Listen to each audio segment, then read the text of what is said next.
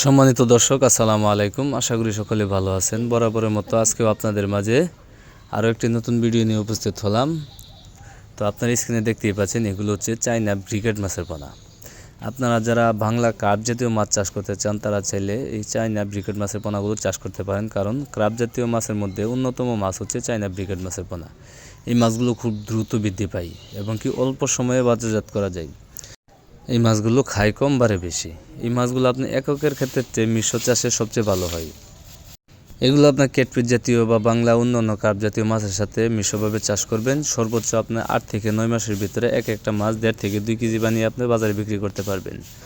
তো মাছ চাষি ভাইয়েরা, বর্তমান সময়ে মাছ চাষ হচ্ছে একটি লাভজনক ব্যবসা বা জনপ্রিয় পেশা। অনেকেই রয়েছেন বেকার, তাদের ক্ষেত্রে বলবো বেকার না থেকে আজই মাছ চাষ শুরু করুন, বেকারত্ব দূর করুন।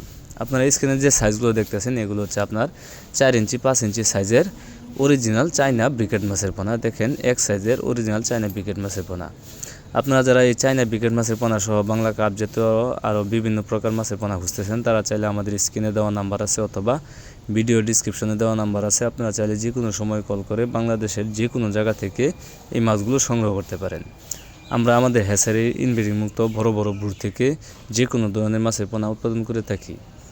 তো মাছ চাষি ভাইয়েরা, আজকে ভিডিওটি এই পর্যন্ত। এই ভিডিওটি ভালো লাগলে অবশ্যই একটা শেয়ার করবেন, কমেন্টে জানিয়ে দেবেন আপনার মতামত। আর আপনারা যারা আমার চ্যানেলটি সাবস্ক্রাইব করেননি, আশা করব চ্যানেলটি সাবস্ক্রাইব করে সাথে থাকা বেল বাটনটি অন করে দেবেন। তো আজকের মতো এখানে বিদায় নিচ্ছি। সবাই ভালো থাকবেন, সুস্থ থাকবেন।